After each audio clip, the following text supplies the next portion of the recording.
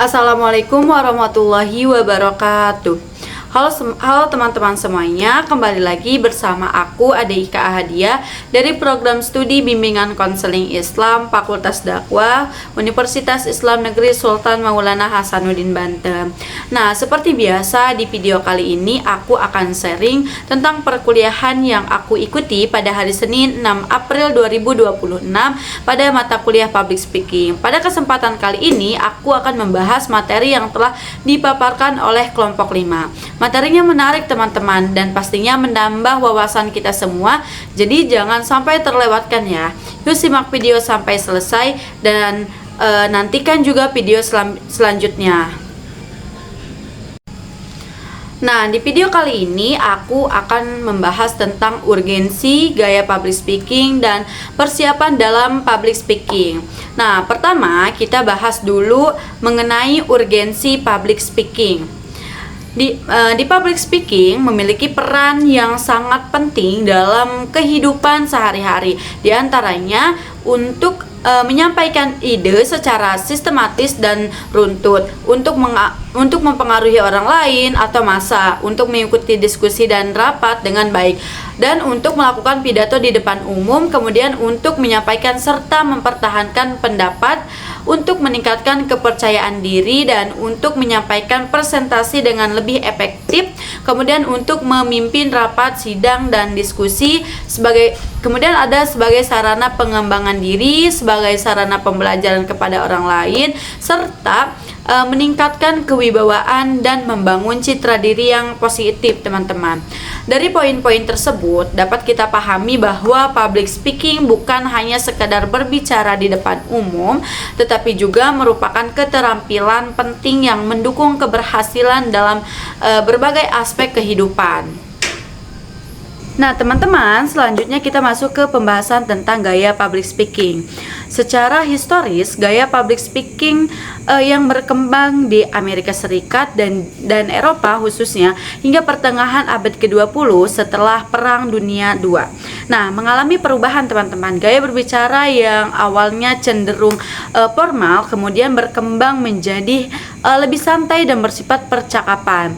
Nah, selain itu, perkembangan teknologi juga turut mempengaruhi cara penyampaian public speaking.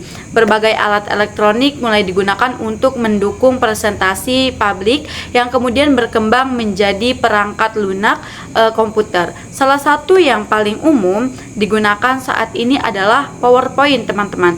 Meskipun gaya public speaking saat ini cenderung lebih santai, penyampaiannya tetap harus disusun dengan diorganisir dengan baik agar pesan dapat tersampaikan secara efektif. Adapun beberapa gaya dalam public speaking yaitu yang pertama ada gaya seremonial. Gaya ini biasanya digunakan dalam acara-acara resmi, teman-teman. Bahasa yang digunakan bersifat formal, terstruktur, dan penuh penghormatan. Nah, kemudian ada yang kedua, gaya informatif. Gaya ini bertujuan untuk menyampaikan informasi kepada audiens secara jelas dan mudah dipahami. Dan yang ketiga ada persuasif. Nah, gaya ini digunakan untuk meyakinkan, menggerakkan, dan mempengaruhi audiens agar mengikuti atau melakukan sesuatu sesuai dengan yang disampaikan oleh pembicara. Nah, yang keempat, gaya interior atau menghibur. Gaya ini digunakan untuk menghibur audiens, biasanya dengan menyampaikan penyampaian yang santai, menarik, dan menyenangkan. Begitu, teman-teman. Nah, selanjutnya kita masuk ke pembahasan terakhir, teman-teman, yaitu persiapan dalam public speaking. Dalam melakukan public speaking, persiapan adalah hal yang sangat penting, teman-teman. Kita tidak boleh tampil tanpa persiapan karena hal tersebut akan mempengaruhi kualitas penyampaian kita di depan audiens. Beberapa hal yang perlu dipersiapkan antara lain yang pertama, menguasai materi. Dengan memperbanyak membaca referensi agar wawasan semakin luas dan menumbuhkan rasa percaya diri. Kemudian ada melakukan latihan baik di depan cermin maupun dengan merekam suara untuk evaluasi diri. Kemudian membuat poin-poin penting pointer sebagai pengingat saat menyampaikan materi, dan mengetahui audiens dan menyesuaikan cara penyampaian dengan mereka. Kemudian ada menjaga kondisi tubuh tetap fit, rileks, dan tenang saat tampil. Menggunakan bahasa tubuh yang tepat seperti berdiri tegap, tersenyum, dan melakukan gerakan secukupnya. Berpenampilan rapi dan sopan karena kita menjadi pusat perhatian, serta menyampaikan ucapan terima kasih terutama jika kita terlibat dalam suatu acara resmi. Selain itu, penting juga untuk menghindari terlalu sering meminta maaf, berbicara, serta tetap tampil percaya diri dan menjadi diri kita sendiri. Kesimpulannya, public speaking merupakan keterampilan penting yang membutuhkan pemahaman, gaya penyampaian yang tepat, serta persiapan yang matang. Dengan mempersiapkan yang baik, kita dapat menyampaikan pesan dengan lebih percaya diri, jelas, dan efektif kepada audiens.